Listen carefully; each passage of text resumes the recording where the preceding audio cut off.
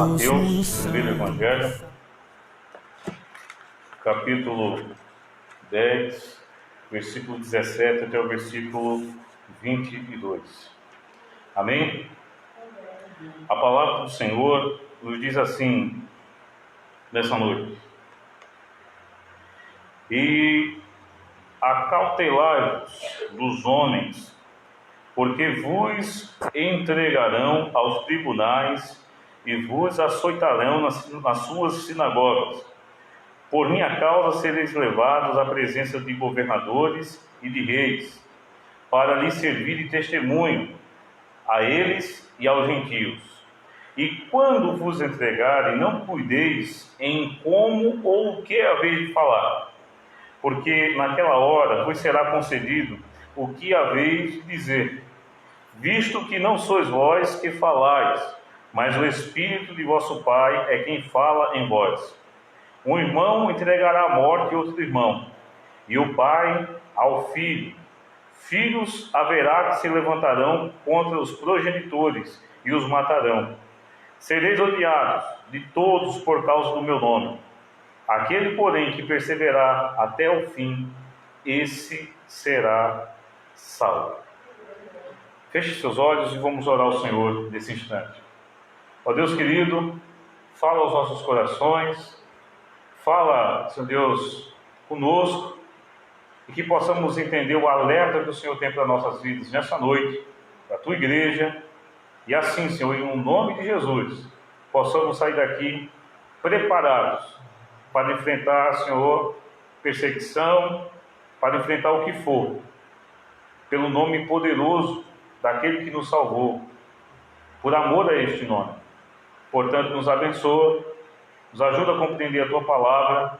Oramos em nome de Jesus. Sentados, meus irmãos e irmãs, nós vamos voltar a esse texto no final da minha exposição. Eu quero, antes de tudo, aqui, com os irmãos, eu avisei, mandei mensagem para todos os irmãos da igreja, todos sem exceção, que hoje nós estaríamos falando de um assunto que julgo eu ser importante.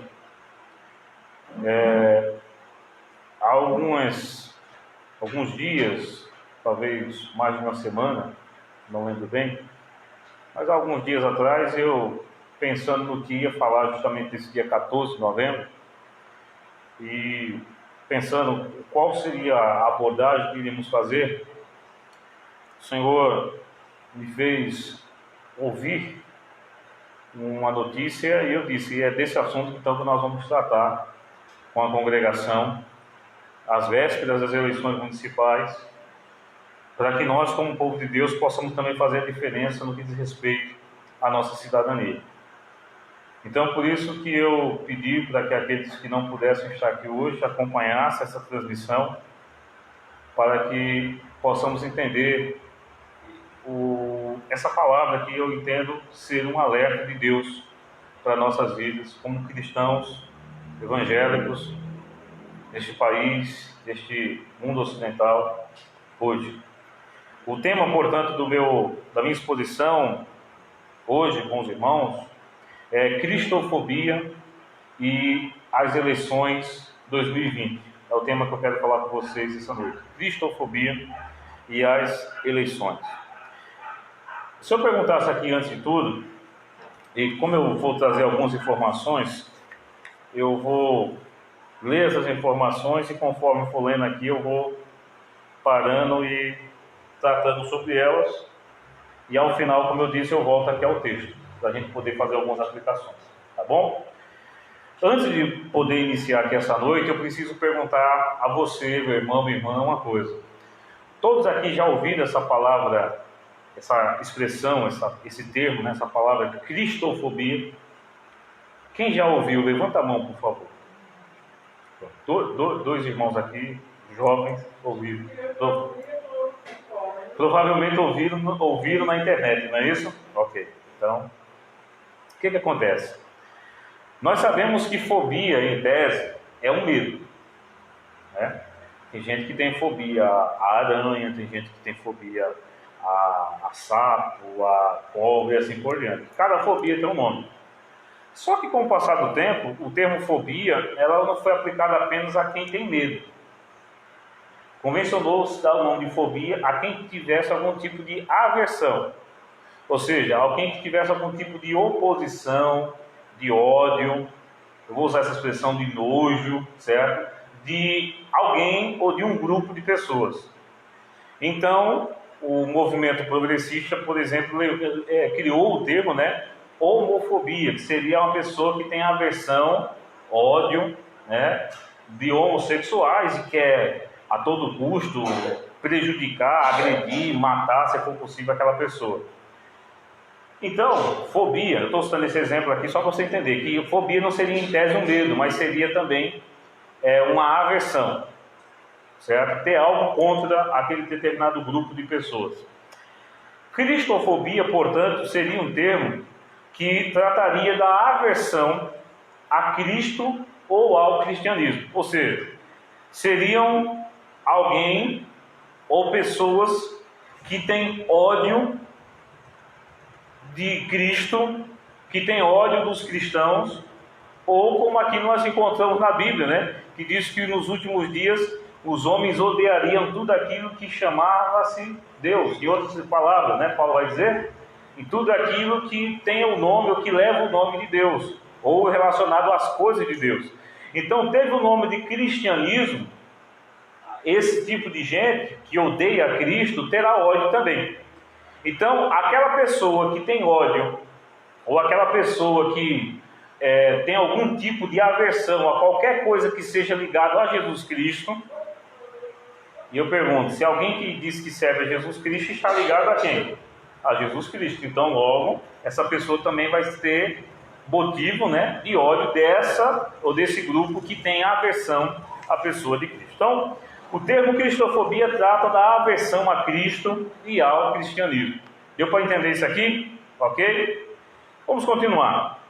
Embora até hoje, né, atualmente, governos no mundo estejam se vendo obrigados a reconhecer que os níveis de perseguição contra os cristãos no planeta chegaram a patamares de, eu vou usar essa expressão, genocídio. Você sabe o que é genocídio? Perguntar aqui, alguém tem ideia do que é um genocídio? Genocídio seria um grupo étnico ou um grupo de pessoas que fazem parte, né, volto a dizer, de um mesmo grupo, e alguém atacar essas pessoas, esse grupo, matando, se não todos, quase todos. Por exemplo, na Segunda Guerra Mundial, os judeus foram quase massacrados. Alguns falam que haviam cerca de 8 milhões de judeus na Europa, e dizem que os campos de concentração nazistas, né, de Adolf Hitler, conseguiu matar desses 8, 7.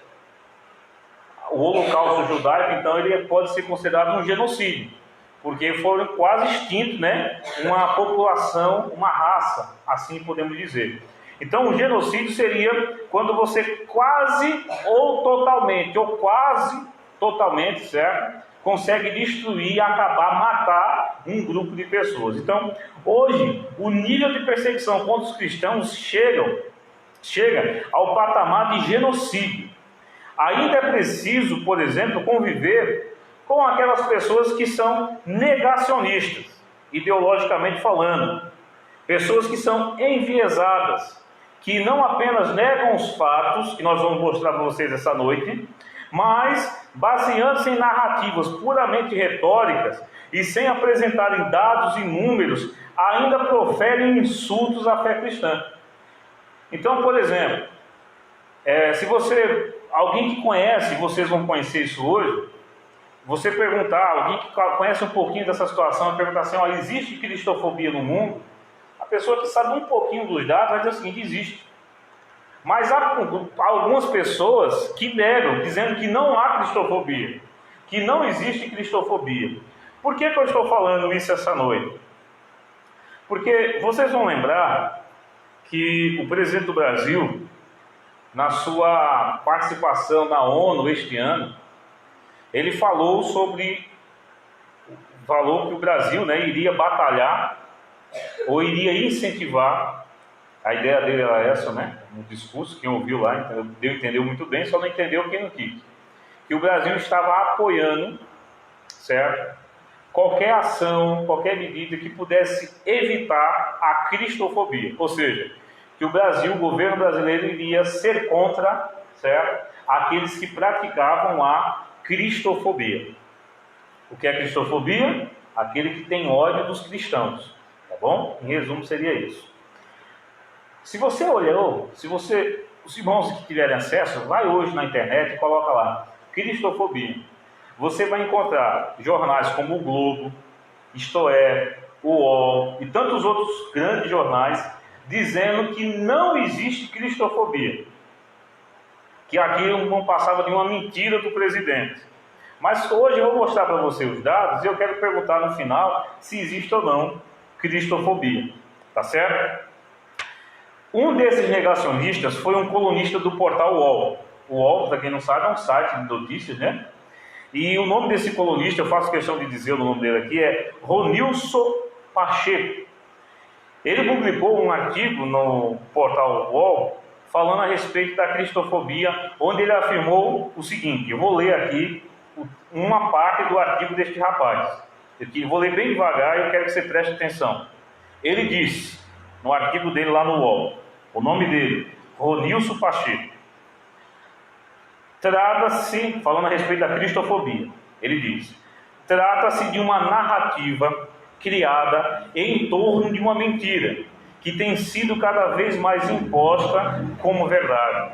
No fundo, diz ele, estamos lidando com um assustador e intimidador projeto de supremacia cristã. Este discurso de perseguição religiosa é o escudo de um projeto político que visa consolidar a soberania de uma religiosidade antidemocrática. Continuar. Ele diz, o discurso da cristofobia nasce como ressentimento, deboche e negação do conceito de homofobia. Portanto, diz ele ainda, cristofobia não é conceito, foi uma palavra inventada por conservadores e fundamentalistas cristãos para rechaçar a realidade de perseguição, violência e preconceito vivenciados por muitas pessoas da comunidade. Aí você sabe o nome agora que estão dando, né? LGBTQI+. Cristofobia, ele ainda diz, cristofobia é palavra xingamento, é ignorância e insensibilidade dos que querem continuar se escondendo atrás da religião para hostilizar minorias sociais, impedindo o reconhecimento de direitos e seguir vivendo em um mundo em que ataques, preconceito e ofensas sejam postos na conta da liberdade religiosa cristã. Você entendeu o que ele quis dizer aqui? Ele está dizendo que nós cristãos somos antidemocráticos, que nós cristãos inventamos a cristofobia para poder, ele está afirmando isso, para poder, ele não chama nem de cristãos, ele nos chama de fundamentalistas cristãos, ou seja, nós somos pessoas que somos fundamentalistas, que queremos as coisas da nossa forma, do nosso jeito, e ele diz que nós queremos, olha só, viver em um mundo de ataques, preconceito e ofensas, ou seja, ele está dizendo que nós cristãos somos pessoas que atacamos os outros, somos pessoas que temos preconceito contra outras pessoas e ofendemos pessoas. Aqui ele citou um grupo de pessoas que ele está dizendo que nós atacamos, que são os grupos, né, LGBTQI+, ou seja, os homossexuais, lésbicas e afins. Vou perguntar aqui uma coisa para vocês. Quantos de vocês aqui já agrediram um homossexual? Quantos dos irmãos aqui já bateram, agrediram verbalmente alguém que seja homossexual? Ele falou de minorias, né? Por exemplo, se fala que os negros são minoria. Eu acho que não. Mas eu olho aqui para vocês, eu acho que todo mundo que está aqui tem sangue negro, não tem? Quantos de nós aqui, por exemplo, que eles também falam que o pobre é minoria, não é isso? Então, alguém aqui é rico? Eu acho que todos nós somos pobres, não é isso? Então, Como é que nós vamos odiar os pobres, os negros, os homossexuais? Podemos não concordar, no caso do homossexualismo, com a prática, mas nós não queremos matar ninguém, bater em ninguém ou algo do tipo. Vou perguntar agora às mulheres, porque falam também que o cristianismo, né, o fundamentalismo cristão é machista. Eu pergunto às irmãs, quantas vezes o pastor de vocês aqui, ou os homens da igreja, te ofendeu, minha irmã, te ofendeu, você que é irmã, mulher de Deus aqui na igreja? Eu acredito que nunca. Sabemos, e os irmãos sabem disso, né, que as mulheres têm um lugar na igreja e os homens têm um outro lugar, no sentido de utilidade, né, da função de Deus usar, mas todos nós somos remidos e lavados pelo sangue do Cordeiro, e Jesus nos ama igualmente. Ou seja, afirmar que nós somos tudo que não presta é algo escandaloso, não sei se você concorda.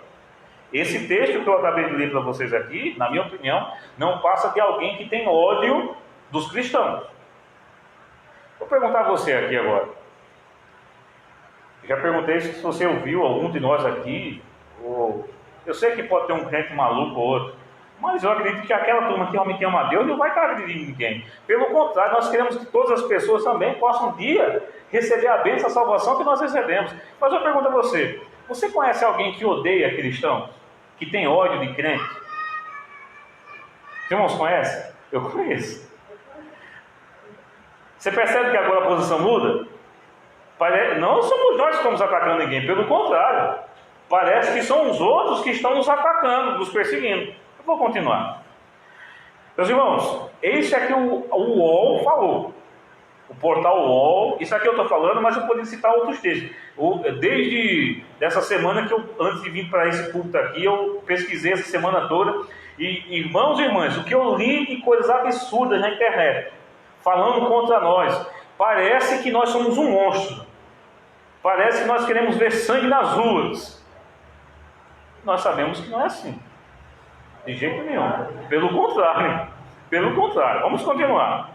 Meus irmãos, a respeito aqui, por exemplo, do senhor Ronilson Pacheco, do UOL, nós percebemos que há um nível chocante de distorção de uma realidade mundial cada vez mais inegável, mas que majoritariamente a grande mídia... O que seria a grande mídia? Eu vou citar aqui que nós não temos medo de falar não. O que seria a grande mídia? TV. Você lembra de algumas grandes mídias aí, de algumas grandes TV? Hoje eu vou deixar os irmãos falar aqui, que hoje a gente está tendo mais como se fosse um estudo aqui, tá bom? Você lembra de um grande canal de TV? Vamos lá, Rede Globo, qual mais? Vocês conhecem? SBT, tem mais um aí que é de um bispo, né? Como é o nome? Record, né? E a gente pode citar TV Cultura, Bandeirantes e tantas outras. Eu pergunto a vocês, quantos desses canais vocês viram até o lado do bispo falar a respeito de perseguição aos cristãos? Vamos agora vamos sair da TV, vamos para os rádios, né? Eu poderia citar grandes emissoras de rádio, CBN, Jovem Pan. A Jovem Pan até que nos últimos dias, em um programa só tem falado, tá certo? Que é o Pico dos Is, mas o resto... Mas vamos pensar aqui no município. Nós temos a G, né? Acho que deve existir ainda. A Farol ainda existe? Eu não sei se ainda existe. Farol, né? Tem mais alguma? Tem a outra lá do falecido Silvio Sarmento, né? A Zumbi. Nessas emissoras que tem os programas de notícia e tal, quantas vezes você viu falar sobre perseguição a cristãos? Nenhum. Vamos para a internet. Sites como Isto É, vamos para a internet, revista, né? Veja, Isto É, Época. Quantas vezes essa revista você viu falar sobre cristofobia? Os sites, o UOL, o Antagonista, vamos lá, o Globo e tantos outros. Você viu falar sobre cristofobia? Não. As redes sociais, porque as redes sociais hoje também são um elemento de informação. Quantas vezes o Facebook te mandou uma mensagem, olha, existe cristofobia no mundo.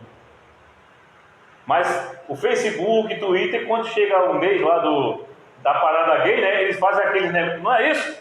Faz aquele negocinho, o pessoal vê o pessoal colocando filtro, né, de arco-íris e tal. Mas de cristofobia, você viu? Nenhum. Vamos continuar. Dizer que não existe cristofobia é negar a realidade. Por quê? Olha só. A cada ano, a perseguição aos cristãos se intensifica no mundo todo. Atualmente, mais de 260 milhões de pessoas no mundo, eu vou repetir, irmãos, 260 milhões. Os irmãos sabem quantos habitantes tem no Brasil hoje? Alguém tem ideia?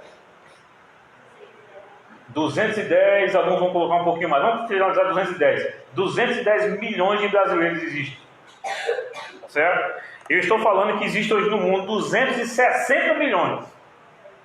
Ou seja, é um país em número de habitantes maior que o Brasil, de cristãos sofrendo oposição como resultado, oposição, eu estou falando perseguição, tá bom? Como resultado de sua identificação com Jesus Cristo. Ou seja, é cristão, ele se torna perseguido, tá bom? Vamos continuar. A revista Newsweek publicou um artigo fartamente documentado. Eu aqui resumi bastante a informação, porque se fosse botar tudo que estava lá, a gente ia demorar bastante hoje. Mas vamos lá. A revista Newsweek publicou um artigo francamente documentado sobre a guerra que os países islâmicos estão desencadeando contra os cristãos. Aí, por exemplo, no quadro de avisos, ali você vai ver a lista mundial de perseguição. Os países ali que estão em amarelo, vermelho e laranja são os países onde há perseguição. E boa parte dos países ali em vermelho e laranja, a perseguição é perseguição islâmica. Vamos continuar. Os países islâmicos estão desencadeando contra os cristãos perseguição. Uma perseguição atingindo, no caso aqui, a sua liberdade de consciência, a sua liberdade de expressão. Aquele que professa individualmente ou a fé cristã se torna perseguido, principalmente nesses países de fé islâmica. Eles, por exemplo, os islâmicos, estão promovendo atentados a igrejas ou locais onde se reúnem os cristãos. Você sabe muito bem disso. O artigo ainda lembra, olha só, o artigo lembra que ao menos 24 cristãos foram mortos pelo exército egípcio no dia 9 de outubro de 2011. Que no Cairo, também lá no Egito, no dia 5 de março do mesmo ano, 2011, uma igreja foi incendiada com inúmeros mortos. Fechada a igreja incendiada com cristãos dentro, para morrerem queimados. Na Nigéria, no dia de Natal de 2011, dia 25 de dezembro, na véspera, dia 24 de dezembro de 2011, dezenas de cristãos foram assassinados ou feridos. E no Paquistão, na Índia e em outros países de minoria cristã, a perseguição contra os que acreditam em Cristo tem crescido consideravelmente. Os ataques terroristas contra cristãos na África, no Oriente Médio e na Ásia cresceram. Deixa eu te passar o número. Do ano de 2013 a 2010, cresceram o número de atentados e perseguição. Ataques terroristas contra os cristãos. Cresceu 309%. De 2003 a 2011. Não foi 100% não, foi 3 vezes mais um pouquinho. 309%. Só para vocês terem ideia. Aí a gente pode fazer uma pergunta essa noite. Existe cristofobia no Brasil? Quer que os irmãos saibam? Existe cristofobia? Existe. Vamos falar um pouquinho sobre isso agora. No Brasil, a cristofobia também tem sido usada para se referir a episódios de preconceito e discriminação contra evangélicos. Embora não exista no país um sistema estruturado de perseguição violenta contra este setor religioso. O que nós queremos dizer aqui é o seguinte: não existe perseguição no Brasil como existe na Coreia do Norte. Não existe perseguição no Brasil como existe no Sudão, na Eritreia. Mas existe o quê? Existe preconceito e existe discriminação, principalmente com os evangélicos. Eu acho que eu estou falando aqui para pessoas, vocês aqui, que já passaram por algum tipo de discriminação ou preconceito só pelo fato de você se dizer que é crente em Jesus Cristo. O caso mais recente, eu poderia citar outros, mas eu peguei o caso mais recente. Se você não está sabendo, chegar em casa hoje e pesquisa na internet esse caso. O caso mais recente foi o do pastor Natanael Santos. Ele é da Assembleia de Deus, lá do Maranhão. Ele foi preso na cidade maranhense de Coroatá, que fica a 230 quilômetros de São Luís do Maranhão, por estar realizando um culto evangélico na rua. Isso mesmo. O pastor Natanael Santos e uma irmã chamada Rosa Maria Barros foram presos na cidade de Coroatá, porque estavam fazendo um culto na rua. Quem já foi na feira aqui de União no sábado, viu que o pessoal da Assembleia de Deus costuma ali na praça, né, no Tenor Show, fazer um culto na rua. Entende? Eu, particularmente, eu não gosto muito desse modelo de evangelismo, mas na Assembleia de Deus isso é comum. E é porque que eu não gosto desse modelo, eu prefiro aquele outro modelo de evangelização. Qual é? Visitar as casas, conversar com as famílias. Mas esse modelo que a Assembleia de Deus faz é permitido. Existe liberdade religiosa. É porque que nós não fazemos que nós vamos proibir, não, deixa fazer. Por quê? Se proíbe os irmãos de fazer isso, quem vai nos dizer se amanhã não vamos proibir, por exemplo, do pastor visitar a sua casa?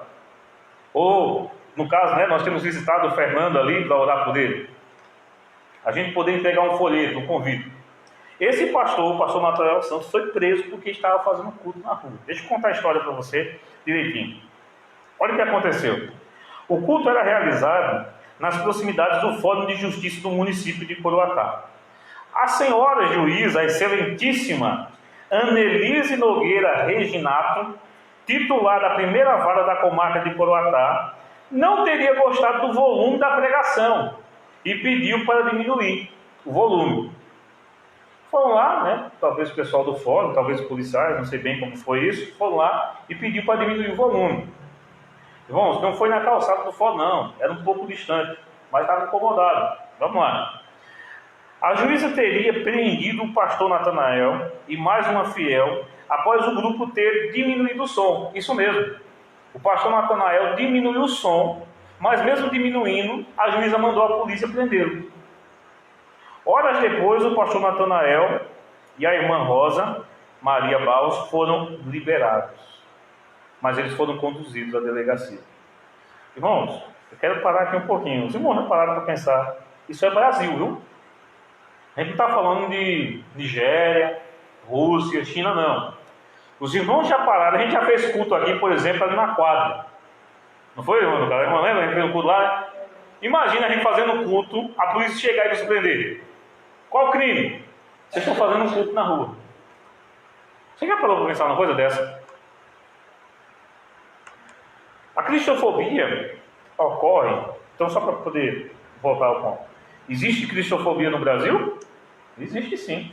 Eu só estou falando um caso mais recente. Se a gente for pesquisar, irmão, vocês vão ver cada absurdo. Vamos lá. A cristofobia ocorre quando um sistema político ou religioso tira a liberdade dos cristãos ou seu acesso à Bíblia. Restringe ou proíbe o evangelismo de jovens e crianças, atividades da igreja e de missões. Por exemplo, o que aconteceu com o pastor Natanael, a gente pode dizer que foi cristofobia? Sim. Por quê? Porque a juíza restringiu o evangelismo. Não deixou com que os irmãos pudessem evangelizar. Isso é um ato de cristofobia. Vamos continuar. Na pandemia do novo coronavírus, milhares de templos religiosos foram fechados no Brasil por meio de decretos de governadores e prefeitos. Aqui em União, as igrejas ficaram fechadas? Claro. Teve um caso aí de um pastor, eu discordo da forma que ele agiu. Eu achei que ele poderia deixar aberto, se ele queria enfrentar a justiça, mas que ele fizesse de outra forma. Não da forma que ele fez, porque ele colocou em risco seus próprios membros da sua igreja.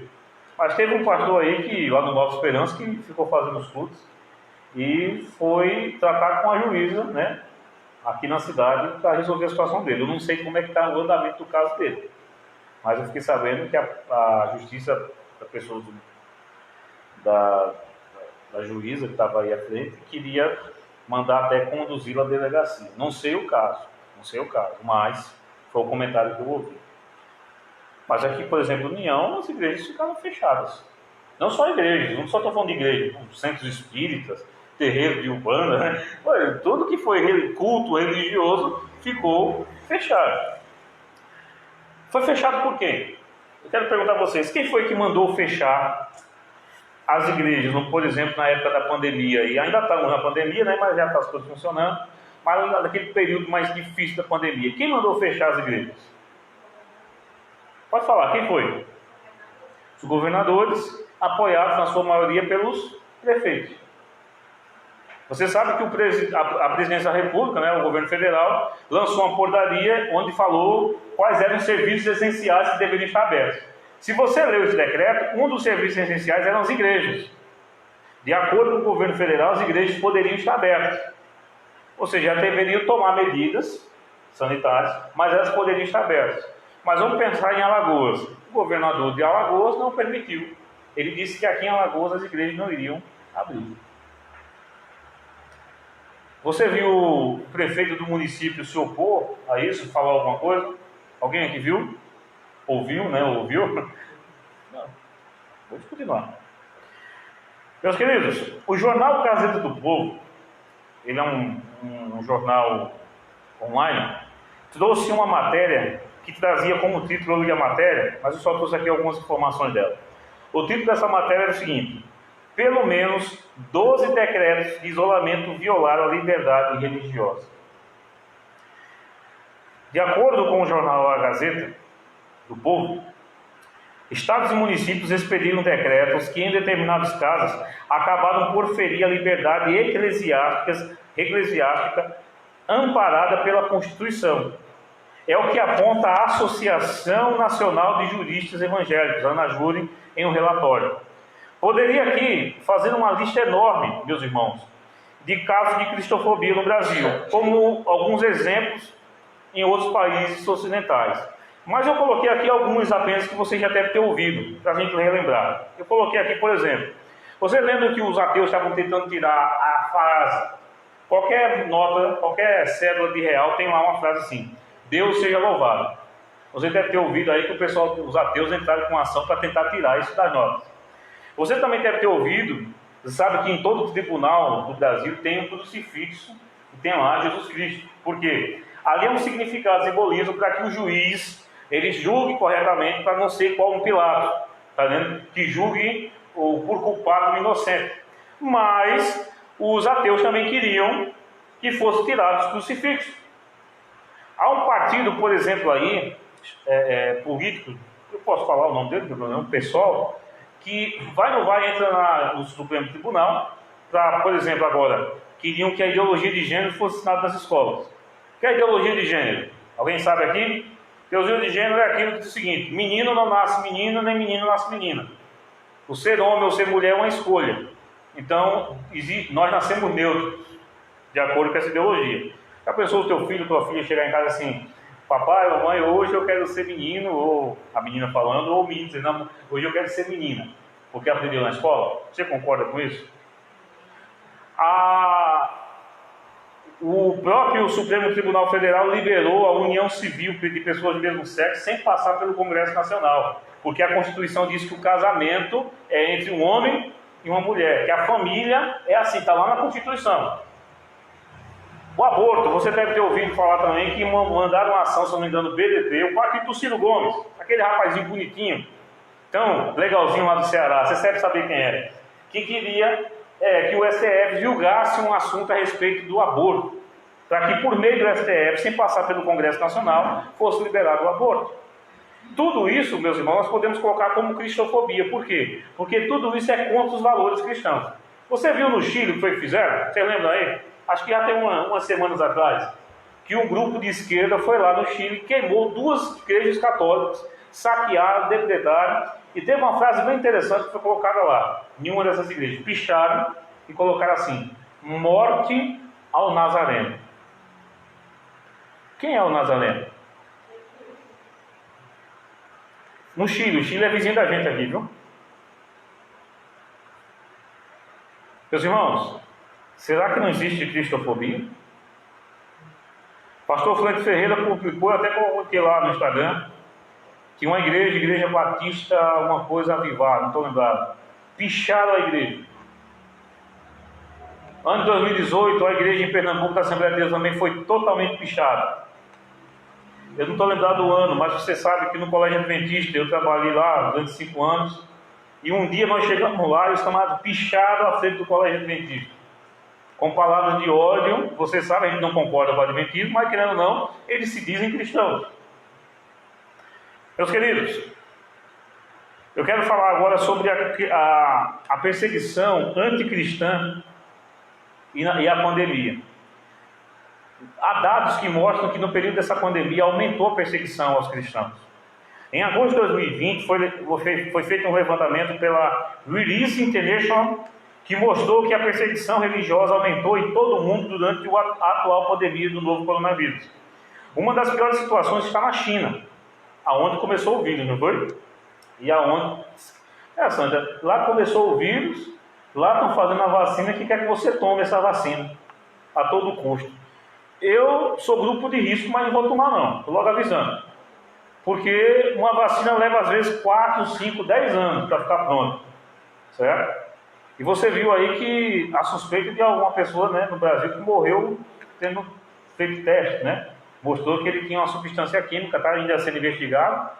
Eu não vou tomar essa vacina. Se você, meu irmão, quiser tomar, tome. Mas eu, particularmente, não vou, porque eu acho muito suspeito. O vírus começa lá e daqui a pouco eles dizem que tem uma vacina. Eu acho suspeito, mas vamos lá.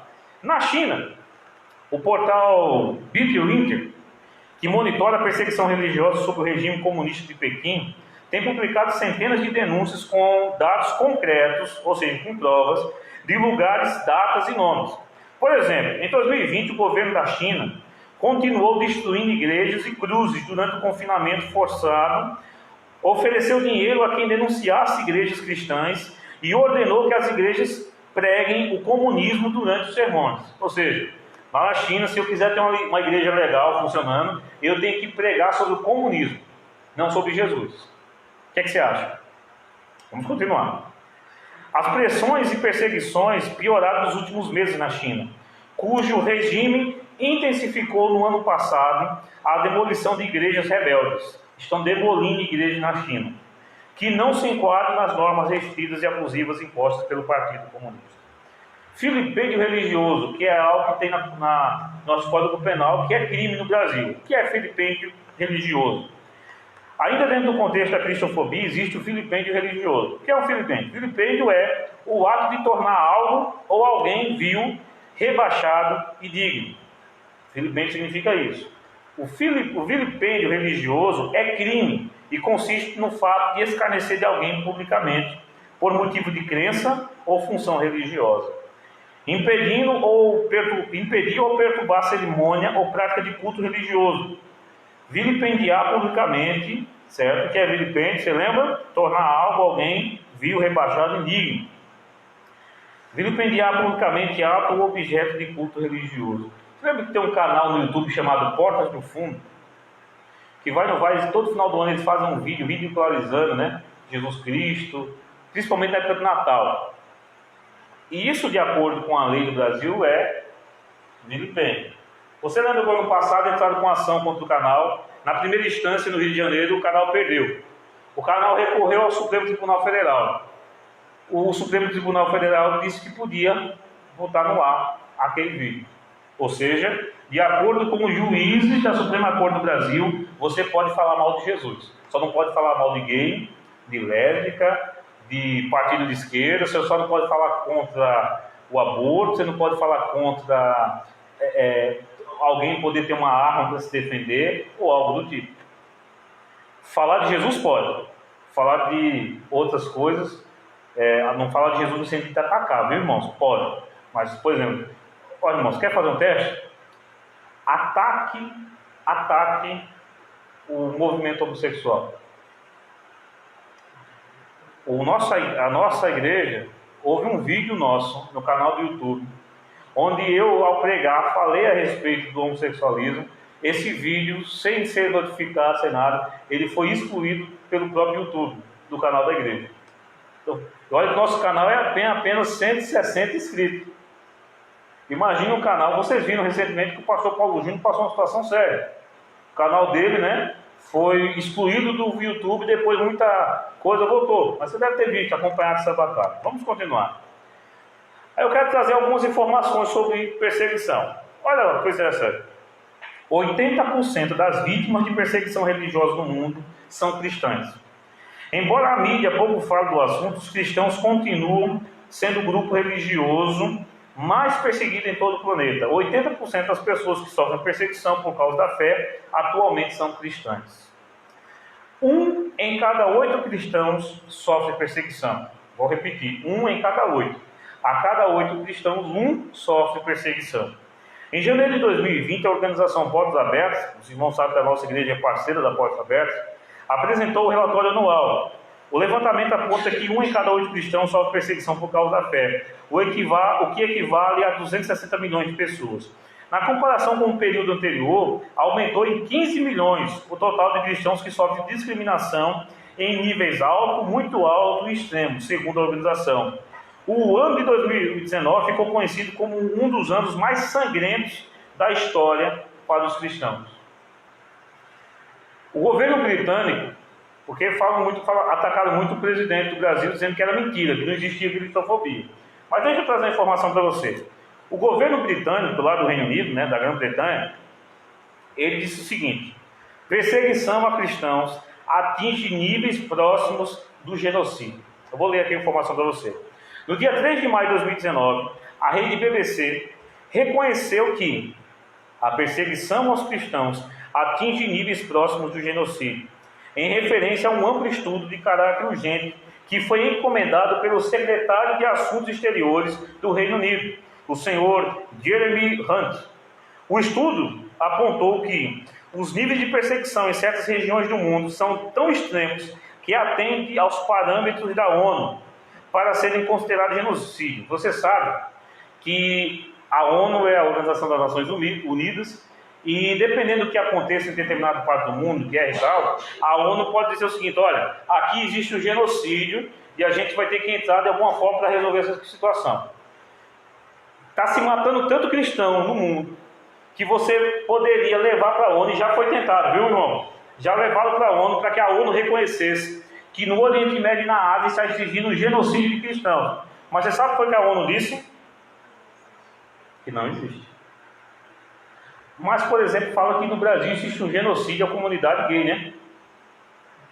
Quando você vai pesquisar, eu já pesquisei, você já percebeu que geralmente, quando você vai pesquisar, o cara que era gay, ele morreu porque foi assaltado. Aí bota às vezes que, o bandido matou ele porque era gay. Eu nunca vi isso.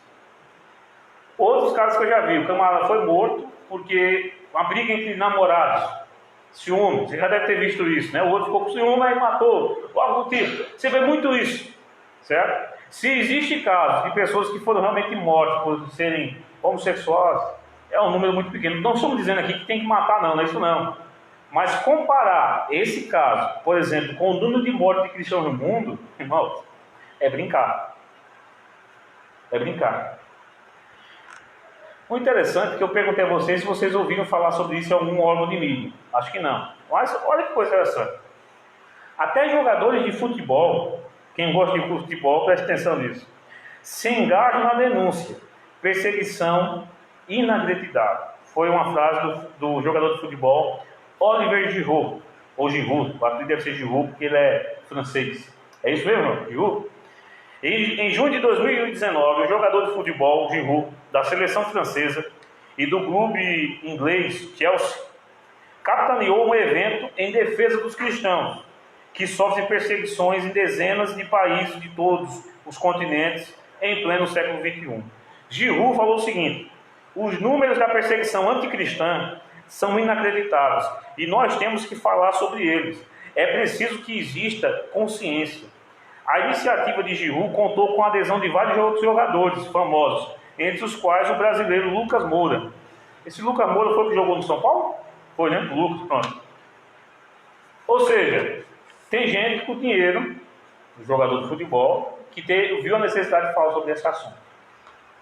Até aqui o que eu queria trazer sobre essas informações, eu queria dizer para vocês, os irmãos, o seguinte: existe cristofobia.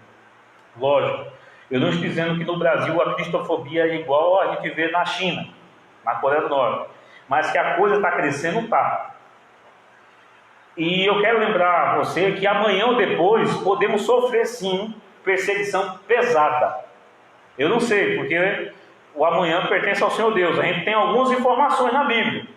E a informação, quando a gente olha para a Bíblia, ele diz: olha, cuidado. E aqui eu quero voltar agora com você no texto que a gente lê. Meus irmãos, o texto diz o seguinte: acautelai-vos dos homens, Observe que Jesus falou sobre perseguição. Não foi isso que a gente leu aqui no texto? Ele é o ponto que Jesus falou que o irmão entregaria à morte o outro irmão, que o pai se levantaria contra o filho para entregá-lo, e que filhos também poderiam entregar os pais aos tribunais. Entregar em que sentido? A ideia aqui de Jesus é o seguinte: a própria família vai poder perseguir aqueles que um dia decidiram me servir ou que me aceitarem como Senhor e Salvador. Ou seja, Jesus está dizendo bem claro que a gente, nós cristãos, vamos sofrer perseguição. Por quê? Em outra passagem, Jesus deixou bem claro que o mundo ama Jesus, foi isso que ele falou? Não. Ele disse que o mundo fazia o que com ele? Qual era o sentimento do mundo com Jesus? Em relação a Jesus? Ódio, né? O mundo me odeia. Se o mundo odeia Jesus, nós pertencemos a quem? Você pertence a Jesus, amém? Nós pertencemos a Jesus. Se o mundo odiou o nosso Senhor, eu pergunto, o mundo vai fazer o que conosco? Vai nos odiar também. Só que a gente no Brasil, por exemplo, a gente não sente muito isso ainda, porque, querendo ou não, as pessoas ainda dizem que creem em Deus. Nós somos um país de maioria católica, 90 milhões de católicos, 50 milhões de evangélicos, mas nós percebemos que, por exemplo, no caso dos evangélicos, existe sim um preconceito, uma perseguição. Você vai encontrar isso muito aonde? Nas escolas, nas faculdades, como eu já tenho falado aqui dos jovens. Tem muito jovem, aqui mesmo da igreja, já passou perseguição na escola, porque é cristão. Porque deu uma opinião lá, o professor comunista não gostou, perseguiu. Trabalho. Às vezes você é perseguido no seu trabalho porque você é crente. Vizinhança. Você sabia que tem vizinho que não gosta às vezes de você. Você nunca fez nada com a pessoa, né? A pessoa não gosta porque você é crente. Familiares. Eu já vi casos de esposo que não era crente, de esposa que não era crente, perseguir o marido ou a esposa, porque aquela pessoa se tornou crente. Eu já vi casos de pai e mãe expulsar filho de casa porque se converteu. Há uma pessoa aqui que eu conheci em União, que ele falou que quando se converteu, o pai dele mudou para fora de casa, ele teve que morar na casa do pastor na época. Estou falando do Brasil, existe isso. E hoje nós podemos dizer que existe perseguição por parte de algumas pessoas que estão no poder. Vocês lembram que eu já falei aqui, e observe bem que eu quero só destacar aqui do texto que nós lemos, alguns elementos para colocarmos em prática. Eu queria destacar aqui para você, meu irmão, minha irmã, a demonstração que Jesus faz. O que é demonstrar? É trazer um alerta. O que Jesus está querendo mostrar é o seguinte: olha, quando tiver perseguição, se prepare, porque você vai ter perseguição. Só que é um detalhe, a ideia que Jesus mostra aqui é que se houver a possibilidade de você evitar a perseguição, no sentido de, quando ela vier fugir, escapar, faça. Isso não é feio, viu, irmãos? Não é feio. Como aconteceu com muitos irmãos missionários na China. Isso aconteceu especificamente em 1949, quando o governo que estava instalando na China comunista, estava ali perseguindo os cristãos. Teve muitos missionários que fugiram da China.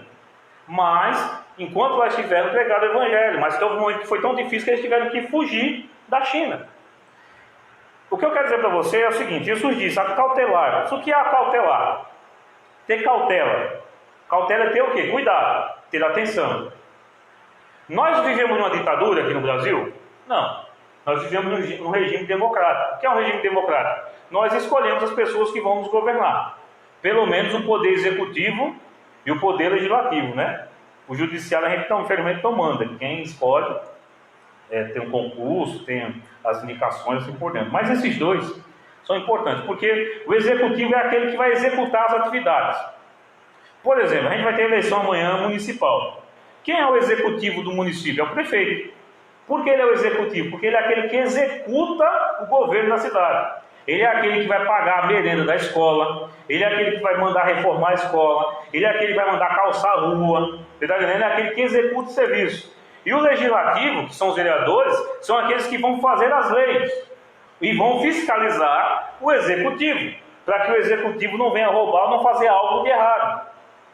O executivo, ele sempre vai ter gente lá no legislativo a favor e contra.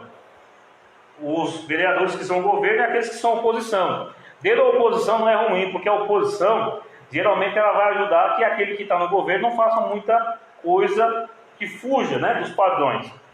O que é que eu quero dizer aqui para vocês? Eu quero que vocês olhem para essa palavra que Jesus nos diz: acautelar. Eu fiz uma pergunta hoje quando eu mandei mensagem aos irmãos, e a pergunta foi o seguinte: você que, acho que aqui os irmãos, pelo menos eu acredito, né, já deve ter escolhido o seu candidato a prefeito e a vereador. Mas eu quero fazer uma pergunta a você, meu irmão, minha irmã. O seu candidato a prefeito, o seu candidato a vereador, você perguntou a ele, ou você sabe o que ele pensa a respeito da cristofobia? Ele é alguém como aquele senhor da UOL, né? Aquele jornalista que nega, dizendo que não existe. Por que eu pergunto isso?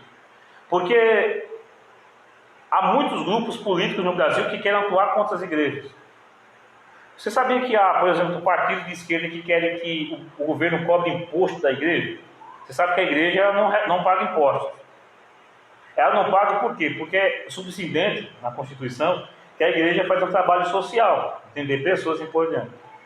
Eu fico imaginando, uma igreja como a do Edir Macedo, do R.R. Soares, do Valdomiro, pode pagar imposto. Mas se amanhã quiserem cobrar imposto em todas as igrejas, será que a gente vai ter condições de pagar imposto, irmão? O que é que vocês não sabem? Se for um pedido para a gente pagar imposto, eu tenho certeza que amanhã a gente fecha as portas. Você deve lembrar aí que houve municípios no Brasil que abriram-se primeiro os bares para depois abrir as igrejas. Eu acho que a igreja faz muita diferença, melhor do que um bar, hein? O prefeito que você escolheu, o candidato, o que é que ele pensa? Porque tudo indica, eu estava brincando com o João Paulo aqui, pode ter certeza, o hospital aqui foi desmontado, não foi? Não tem mais coronavírus, né? Segunda-feira começa tudo de novo, viu? Pode aguardar, anotar o que eu estou falando dos irmãos. Segunda-feira, dia 16, acabou a eleição, vai começar de novo a pandemia. Porque todo mundo esqueceu o coronavírus. É carreata, é não sei o que, é aglomeração. Mas chegar dia 16 começa. E eu quero perguntar a você, o seu candidato, ele é a favor que se tiver um lockdown de novo, que feche as igrejas? Que você, sabe por que eu falo isso, irmão? Porque talvez você não tenha noção disso, mas a igreja, irmãos, tem muita gente que foi salva da depressão, do suicídio por causa da igreja. A igreja é um hospital de almas.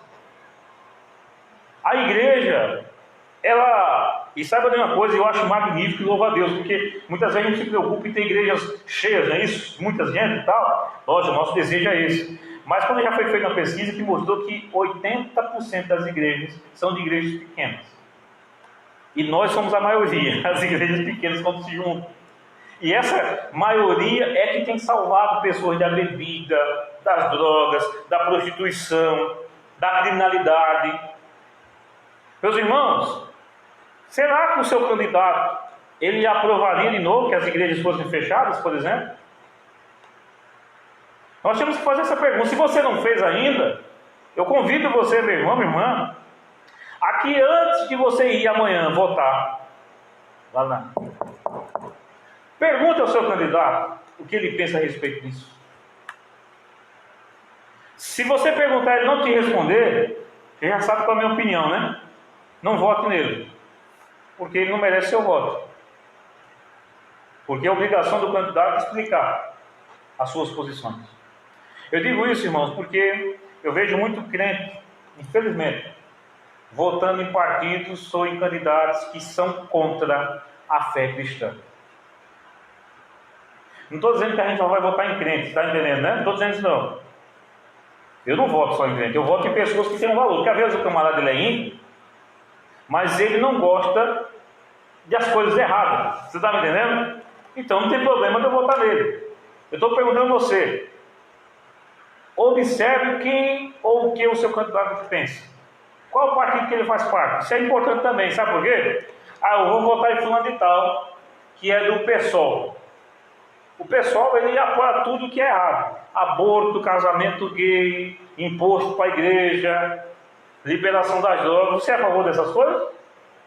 Aí você vota num candidato desse partido. Não sei se você sabia, se ele ganhar, se o vereador deste partido ganhar, quando ele chegar lá na Câmara, ele só vai poder votar de acordo com o que o partido pensa.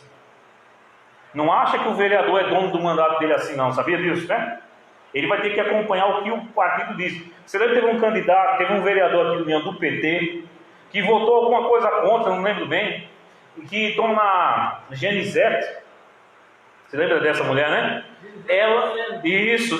Ela articulou para que o PT expulsasse ele, se ele não votasse como o PT queria. Estou dizendo, cuidado com os partidos de esquerda. Não estou dizendo que todo partido de direita é bom, não. Prova foi o PSL. Se dizia um partido de direita, a gente está vendo aí o que estão fazendo em alguns lugares. Mas olhe o partido e olhe a pessoa. Sabe por quê, irmãos? Eu sei que o mundo vai caminhar de mal a pior, e aqui eu já vou encerrar. Eu sei que o que Jesus falou vai se cumprir, nós vamos ser perseguidos. Eu acho que o pastor Natanael, que eu falei para vocês aqui, esse texto que a gente leu, eu acho que ele se lembrou ali. Eu fico imaginando, mano, cara, enquanto o delegado, porque quando você vai assim preso, você vai apresentar diante do delegado. Aí o delegado perguntou a ele o que ele estava fazendo. E Jesus falou aqui nessa passagem que a gente tinha que se preocupar, que o Espírito Santo ia nos dar o que a gente deveria dizer. Eu creio que pela fé que Deus deve ter usado aquele pastor para dar uma palavra ali àquele delegado. Mas eu quero dizer a você o seguinte: se amanhã, meus irmãos, nós não queremos que sejamos nós temos que fazer a nossa parte amanhã. Sabe por quê? Amanhã esse prefeito que talvez está te perseguindo o vereador, esse prefeito, esse vereador, amanhã pode ser deputado federal. E lá em Brasília fazer uma lei para perseguir a igreja no Brasil todo. Amanhã ou depois ele pode ser um senador. E talvez ele pode ser presidente. Nós temos que cuidar para que a gente possa ter pessoas que venham representar a fé cristã. Se a gente vive numa democracia, nós somos cidadãos, nós temos que cumprir o nosso papel. Acautelar isso, ter cautela. Ou seja, cuidado em quem você vai escolher, para que amanhã ele não venha perseguir a fé cristã. Também não sai votando em qualquer crente não, viu? Votar no irmão fulano, mas irmão fulano paga processo porque roubou, corrupto. Não, aí não adianta votar uma pessoa dessa. Entendeu? Mas eu acredito também que a gente está naquela situação, né? Escolher o menos pior. Não é isso? Que a gente, infelizmente, nunca escolhe o melhor, a gente escolhe o menos pior. Então, que a gente analise e faça isso. E eu quero dar uma orientação a você aqui, aos irmãos que estão aqui e àqueles que nos acompanham.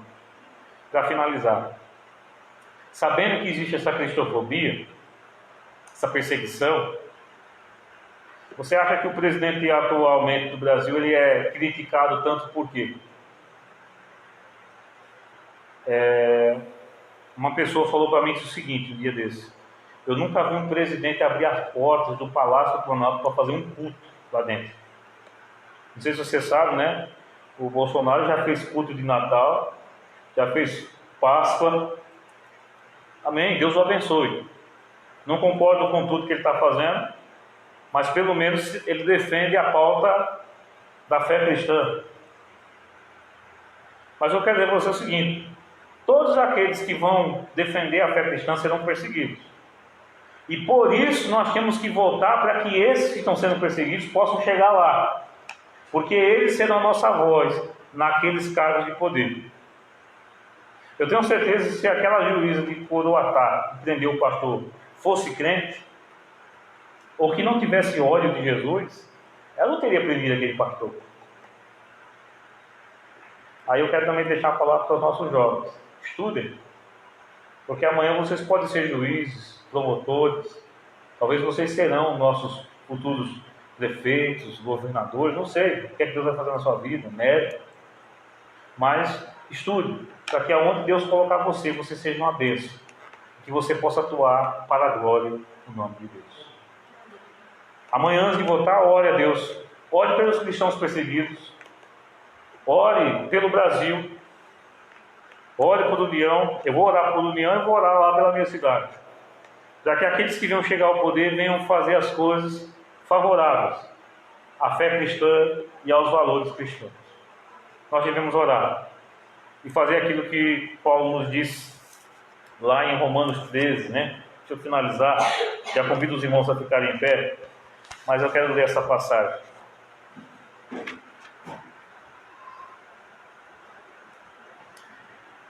Romanos 13, Paulo nos diz o seguinte: todo homem esteja sujeito às autoridades superiores, porque não há autoridade que não proceda de Deus, e as autoridades que existem foram poderes instituídos, de modo que aquele que se opõe à autoridade resiste à ordenação de Deus. Os que resistem trarão sobre si mesmo condenação. Porque os magistrados não são para o temor, quando se faz o bem, e sim quando se faz o mal. Queres tu não temer a autoridade, faz o bem e terás louvor dela, visto que a autoridade é ministro de Deus para o teu bem. Paulo está pensando aqui em autoridades que fazem a vontade de Deus. Continuando: entretanto, se fizeres mal, teme, porque não é sem motivo que ela traz a espada, pois é ministro de Deus, vingador, para castigar o que pratica o mal. É necessário que lhes sejam sujeitos, não somente por causa do temor da punição, mas também por dever de consciência.